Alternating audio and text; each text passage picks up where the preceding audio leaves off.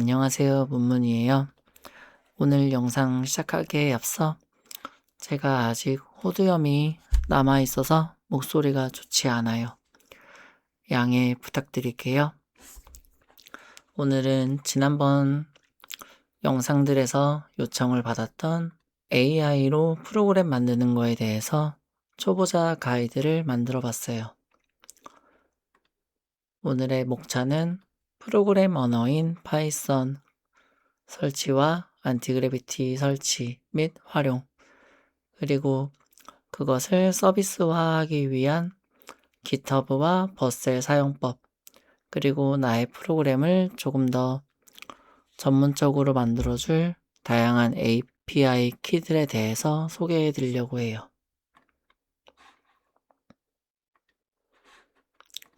우선 파이썬에 대해서 알려드릴게요.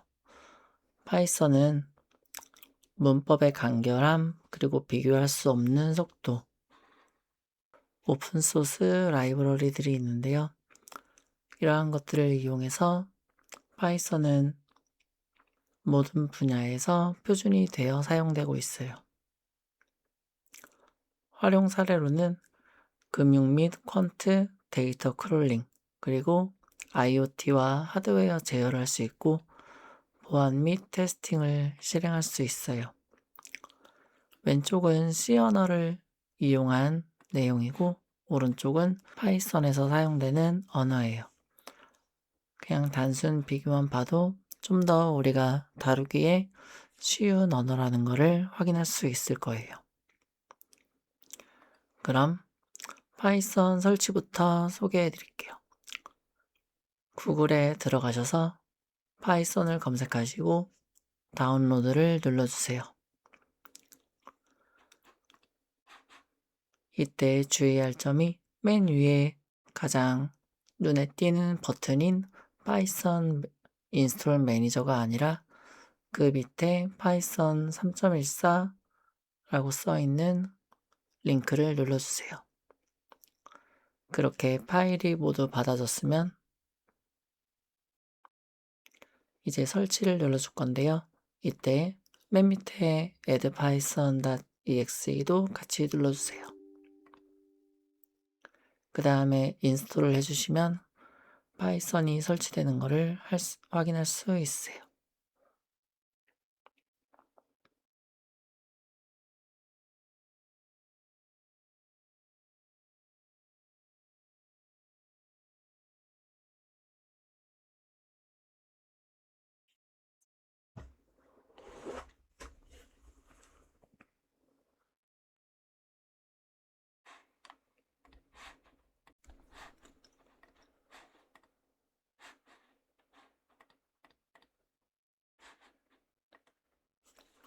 이렇게 파이썬이 잘 설치된 것을 확인할 수 있으세요.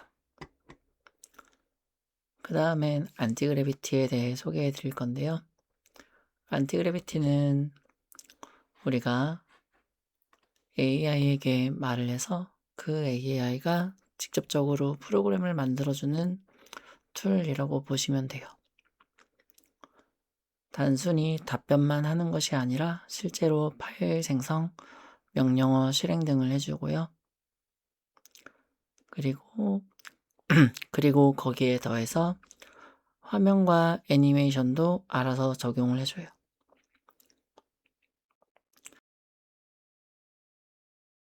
대화들을 잊지 않고 잘 기억해서 맥락을 놓치지 않고 분석해주고 자연스럽게 대화하듯이 프로그램을 만드는 데 도움을 줘요. 이 안티그래비티로는 이렇게 새로운 프로그램을 만들 수 있고 프로그램을 만들었을 때 버그가 있는 것을 확인해줘요. 우선 안티그래비티를 설치하는 것부터 소개해 드릴게요. 구글에 안티그래비티를 검색해주고 다운로드를 눌러주세요. 본인 응용체제에 맞는 설치 파일을 받아주시면 되고요. 설치 파일이 다 받아졌으면 이제 인스톨을 해줄게요.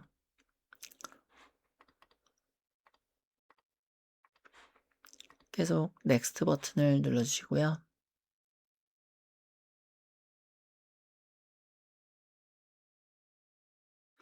이거는 용량이 좀 커서 설치에 시간이 걸릴 거예요.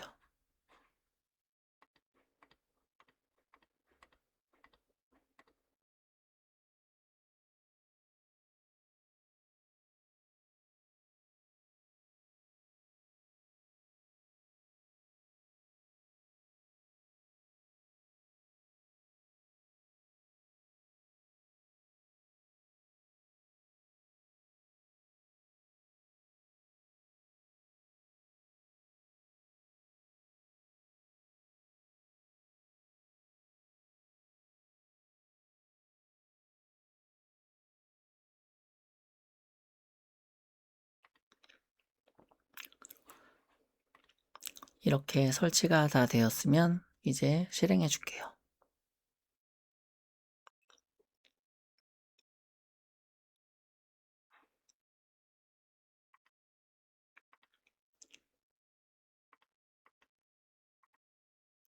안티그래비티에는 우리가 사용하기 좋은 확장 프로그램들이 있는데요. 그 중에 몇 가지만 소개해 드릴게요. 하나는 안티그래비티에서 이제 AI 모델을 사용할 때 그 할당량이 얼마나 남았는지 수치화해주는 프로그램이에요. 안티그래비티라 검색하고 이 안티그래비티 쿼타라는 확장 프로그램을 설치해 주시면 돼요. 그냥 인스톨을 눌러주시면 되고요. 그 다음에는 이 안티그래비티 툴이 기본적으로 영어로 되어 있는데요. 모든 걸 한글화 할 순 없지만 어느 정도의 메뉴들을 한글화 시켜주는 언어 패키지를 설치해 줄게요. 코리아라고 검색해주면 맨 위에 나오는 확장 프로그램을 설치해 주시면 돼요.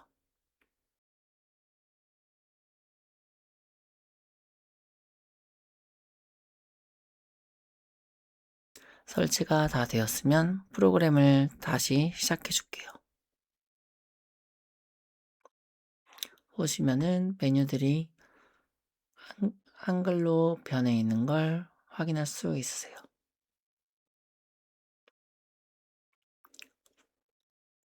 그리고 제가 안티그래비티를 사용할 때 기본으로 하는 세팅을 알려드리자면 안티그래비티가 업무를 수행함에 있어서 권한을 저에게 요청하는 경우가 많은데요. 저는 그러한 과정들이 번거로워서 대부분의 권한을 알아서 승인하도록 안티그래비티를 설정해 주었어요. 여기 보시면 Always Proceed를 선택해 주시면 되고요.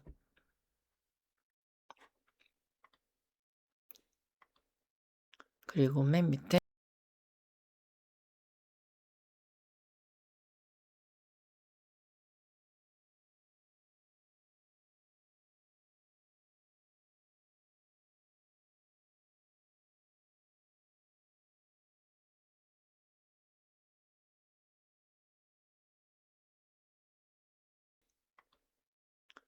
맨 밑에 Always Allow 항목에 이렇게 별 표시를 하면은 대부분의 권한을 안티그래비티가 다 가지고 있어서 업무를 수행하게 돼요.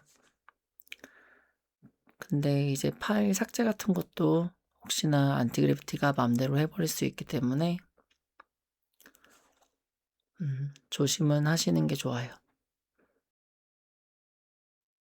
그리고 사람들이 많이 여쭤보시는 것 중에 하나가 폴더를 어떻게 여는지 물어보셨는데요. 왼쪽 위에 파일을 눌러주시고 폴더 열기를 눌러주시면 돼요. 그러면 탐색기 화면이 나오고요. 이때 내가 프로젝트를 만들고 싶은 폴더를 지정해 주시면 왼쪽 폴더 리스트들이 나올 거예요. 이 위에 버튼을 눌러서 폴더나 파일을 생성해 주셔도 되고요. 빈 공간에 마우스 오른쪽 버튼을 클릭해서 파일이나 폴더를 만들어주면 돼요. 그럼 어떤 거를 한번 같이 만들어 볼까요? 간단한 프로그램으로 가계부를 한번 만들어 볼게요. 그냥 안티그래비티에 가계부 프로그램을 만들어 보고 싶으니 알아서 만들어 달라고 써볼게요.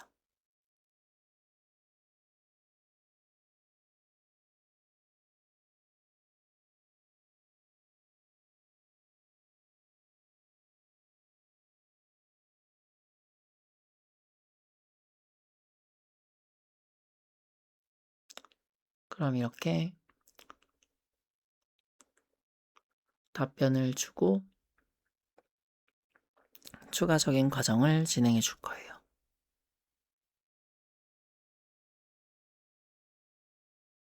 원래라면 저기 작게 터미널 창들이 뜰 때 저에게 권한을 요청하는데 저는 아까 설정에서 대부분의 권한을 승인하도록 해두었기 때문에 계속 진행이 되고 있어요.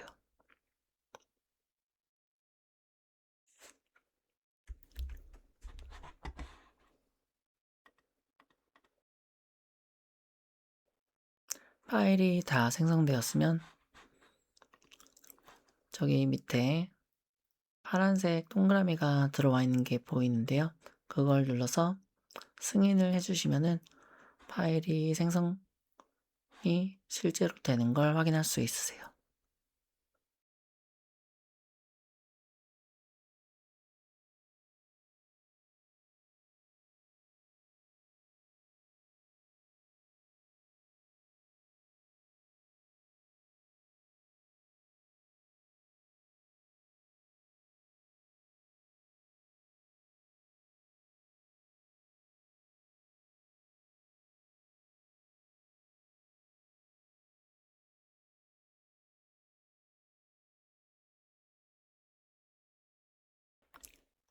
자, 이렇게 첫 번째 프로그램이 만들어졌다고 안티그래비티가 말을 해줬는데요. 그럼 한번 확인해 볼게요.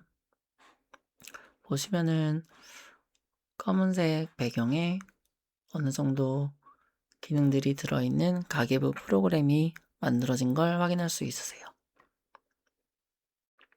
안티그래비티는 약간 검은 바탕을 선호하는 것 같더라고요.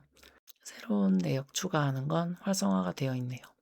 근데 카테고리에서 목록들이 하얗게 되는 문제가 존재하네요.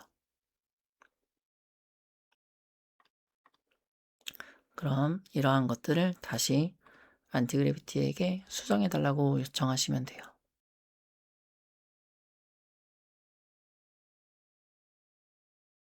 작동되지 않는 카드들이 있고 내용을 넣을 때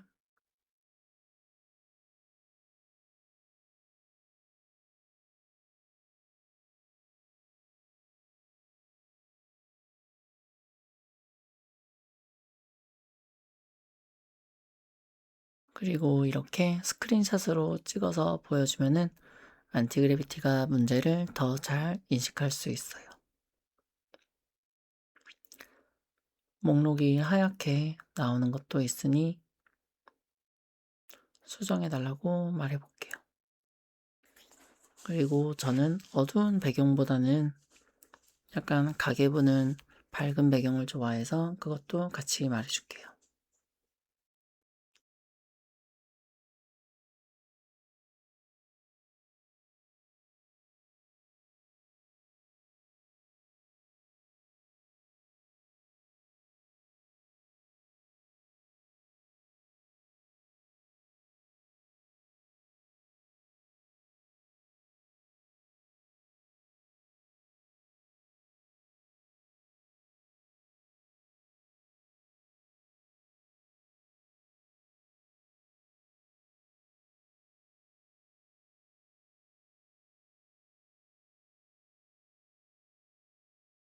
이렇게 두 번째 결과물이 나왔는데요.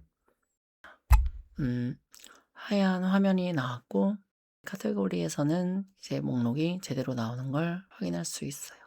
내용을 추가했을 때 실제로 적용이 되는 것도 확인할 수 있고요.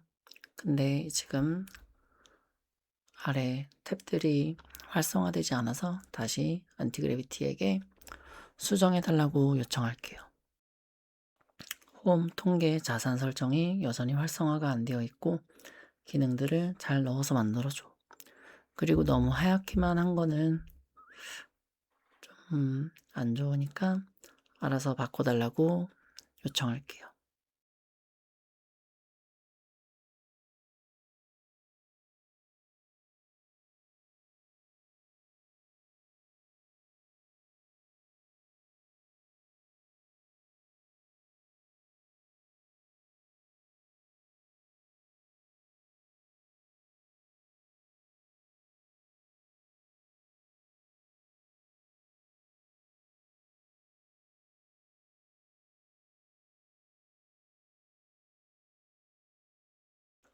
결과물이 나왔는데요. 통계, 자산,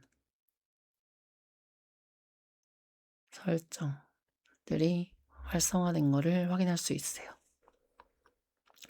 F12 버튼을 누르면은 개발자 모드를 들어가는데 거기서 이 버튼을 누르면 모바일 환경에서는 어떻게 보이는지 미리 점검할 수 있어요. 어느 정도 프로그램이 만들어지면 이거를 핸드폰으로 사용하기 위해 서비스화하는 방법에 대해 알려드릴게요. 저희는 이번에 GitHub와 버셀을 사용할 거예요. GitHub와 버셀에 대해 간단하게 설명드리면 GitHub는 나의 코드를 보관하고 여러 서버나 동료와 공유할 수 있는 걸 도와주는 사이트예요. GitHub 자체에서도 코파일럿으로 인공지능이 따로 있는데요. 저희는 이번에 그냥 안티그래비티가 만들어준 프로그램을 GitHub에 업로드를 할 거예요. 그렇게 GitHub에 업로드한 프로그램은 버셀을 이용해서 실제 서비스로 배포해 줄 수 있어요. 복잡한 서버 설정 없이도 공개가 가능하고 전 세계 누구나 빠르게 내 사이트를 열 수 있어요. 둘을 같이 사용하면은 GitHub에 안전하게 보관하면서 GitHub에 코드를 수정하면 자동으로 서비스하고 있는 버셀 사이트에도 즉시 업데이트가 돼요. 우선 GitHub 회원가입부터 보여드릴게요. GitHub라고 검색해서 사이트에 들어가신 다음에 Sign up for GitHub를 눌러주세요. 저는 구글 계정으로 로그인을 해주었어요. 로그인을 다 하게 되면 이러한 화면이 나오는데요. 레포지터리 뉴 버튼을 눌러주세요. 여기 유저는 저의 이름이고 뒤에 레포지터리 네임은 제가 만든 프로그램의 네임을 넣어줄 거예요. 공개와 비공개가 있는데 저는 우선 비공개로 해주려고 해요. 여기 git ignore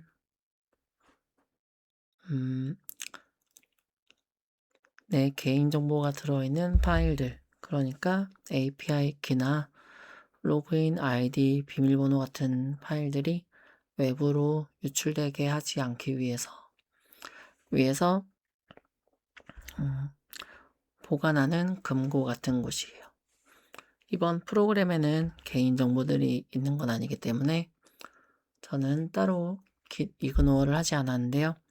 만약 나중에 AI 서비스를 같이 추가하시거나 API 키들을 넣어주신다면 그런 것들을 안전하게 별도의 공간에 보관하도록 git ignore를 사용해 주셔야 돼요. Create repository를 눌러주면은 그럼 저장소가 다 생성된 거예요.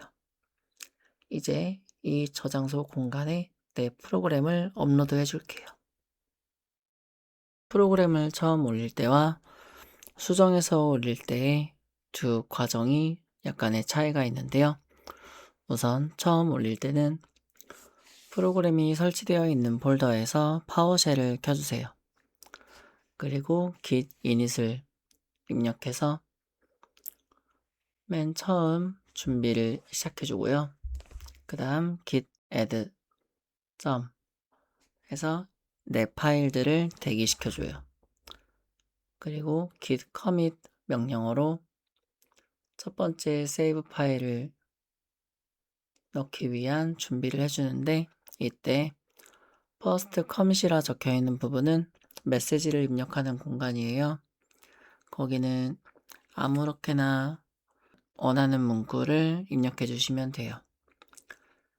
그 다음 순서대로 git branch, git remote, git push 명령어로 진행을 해주시면 돼요. 이때 URL 주소에는 본인 GitHub 주소를 입력해 주시면 돼요. GitHub 주소는 GitHub 사이트에 들어가셔서 본인이 만든 아까 저장소에 들어가시면 브라우저에 주소창에 떠 있는 주소를 그대로 가져다 붙여 넣으시면 돼요. git push까지 진행해 주면은 초기에 GitHub 로그인이 뜨는데요. 로그인까지 해주면 이제 GitHub 저장소에 내가 만든 프로그램이 업로드가 될 거예요. 이후에 프로그램을 수정해서 그 수정본을 다시 GitHub에 올릴 때는 git add, git commit, git push 이 세 가지 명령어를 순서대로 입력해 주시면 돼요. 이렇게 GitHub에 다 올린 다음에는 이제 버셀을 통해서 서비스를 해줄게요. 구글에 버셀이라고 검색해서 들어가셔서 GitHub 계정으로 로그인을 해주시면 돼요.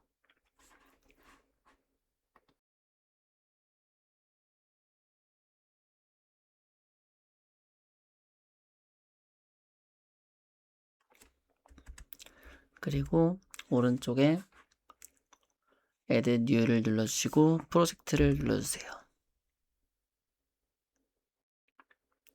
Import Git repository에서 다시 GitHub으로 연결을 해줄게요. 인스톨을 눌러주시고 여기서도 초록색 인스톨 버튼을 눌러주시면 돼요. 그러면 아까 GitHub에 올렸던 프로젝트가 보이는 것을 확인할 수 있는데요. 여기 임포트를 눌러주시고 디플로이를 눌러주시면 배포가 모두 끝났어요. 이제 버셀 주소를 이용해서 내 핸드폰에서 이 프로그램을 접속할 수 있어요.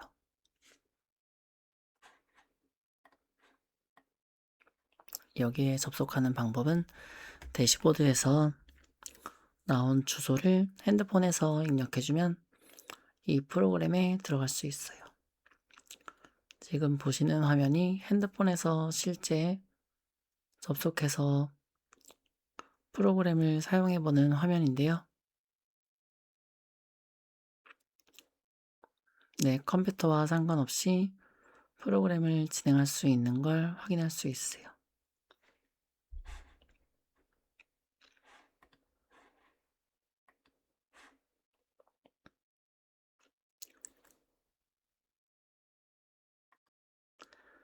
쓰면서 부족한 점이나 추가하고 싶은 사항들은 계속 안티그래비티에게 추가로 요청을 하면서 GitHub에 올려주면은 적용이 될 거예요. 프로그램을 조금 더 다양한 정보들을 넣고 이용하기 위해서는 API들을 가져오는 게 필요한데요. 그런 API들에 대해 소개해 드릴게요. 우선 유튜브 API는 구글에 유튜브 API라 검색해 주시고 구글 계정으로 로그인을 해주세요. 여기 관리를 눌러주시면 API 서비스 탭이 뜨는데요. 사용 설정된 API 및 서비스에서 사용자의 인증 정보 만들기, 그리고 API 키를 눌러주시면 새로운 API 키를 만들 수 있어요. 이 키를 이용해서 유튜브에 영상을 검색해서 그 정보들을 가져올 수 있어요. 이거는 무료 API 키들이고요. 그 대신 하루 할당된 사용 한도가 있으니 그거를 참고해서 사용해 주시면 돼요. 아마 개인적으로 사용하기에는 크게 부족함이 없을 거예요. 이렇게 API 키가 나왔으면 그거를 안티그래비티에게 적용해 달라고 해서 적용을 하면 돼요. 이거는 타인에게 노출되지 않도록 잘 관리해 주시는 게 좋아요. 제가 부동산 프로그램을 만들 때 사용했던 정부 API 사이트를 알려드릴게요. data.go.kr을 눌러주시고 들어가면은 회원가입을 진행해주세요. 여기는 정부에서 제공하는 API들이라서 무료이며 다양한 정보들이 포함되어 있어요. 분양가로 검색을 해볼게요. 그다음 아파트 외에도 학교 정보도 있고요.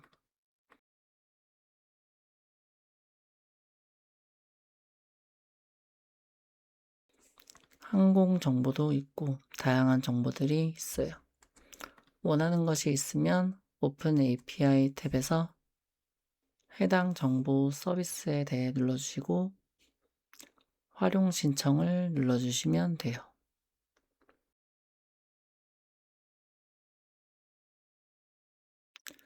내용은 목적은 그냥 테스트라고 적어주셔도 돼요.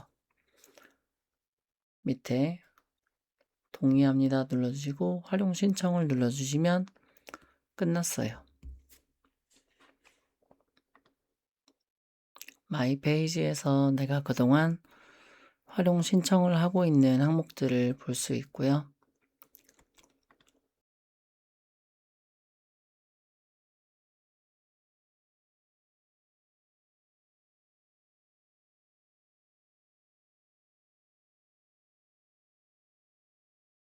데이터 활용, 오픈 API, 인증키 발급 현황에서 내 API 인증키를 확인할 수 있어요. 그 다음은 웹 검색을 위한 네이버 검색 API 발급받는 거를 알려드릴게요. 네이버에서 개발자 센터를 검색해서 들어가시면 이런 사이트가 나오는데요. 서비스 API를 눌러주시고 오픈 API 이용 신청을 눌러주세요. 애플리케이션 등록, 이름은 아무거나 정해주고요. 사용 API는 검색 API로 해줄게요. 환경은 크게 의미는 없는데요. 저는 보통 웹 설정에 주소는 그냥 로컬 호스트 주소로 넣어주고 있어요. 그 다음 등록하기 버튼을 눌러주면은 API 키 발급이 끝났어요. 클라이언트 아이디와 클라이언트 시크릿 키를 이용해서 프로그램에 API를 적용할 수 있어요. 마지막으로 프로그램에 AI 서비스를 넣고 싶으면 AI 모델에 API 키가 필요해요. 저는 거의 무료로 사용할 수 있는 오픈AI의 API 키를 사용하고 있어요. 그것도 방법을 알려드릴게요. 구글에 오픈AI라고 검색을 해주시고 로그인 API 플랫폼으로 들어가 주세요. 구글 계정으로 로그인을 해주시고요.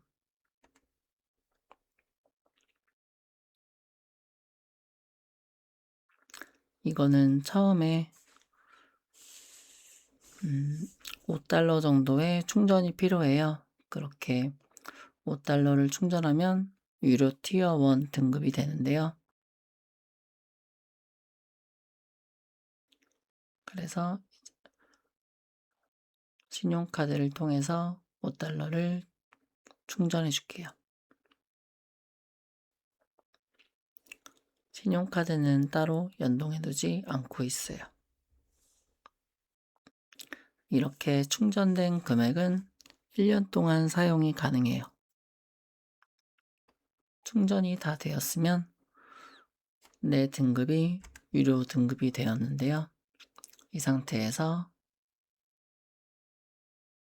오른쪽 위에 톱니바퀴를 눌러주시고 데이터 컨트롤 그리고 쉐어링 그리고 여기 쉐어링 인풋 앤 아웃풋 with 오픈AI를 항목을 해서 enable을 눌러주시면 돼요. 이거는 내가 오픈AI를 이용할 때 인풋과 아웃풋 결과를 오픈AI 측에 제공한다는 뜻인데요. 그 대가로 GPT 5.4, 5.2 이런 모델들은 하루에 25만 토큰을 사용할 수 있고요. GPT 5.4 미니 같은 모델은 하루에 250만 토큰을 무료로 제공해줘요. 이 하루 할당량이 끝나면 아까 제가 충전해뒀던 크레딧에서 차감이 되는데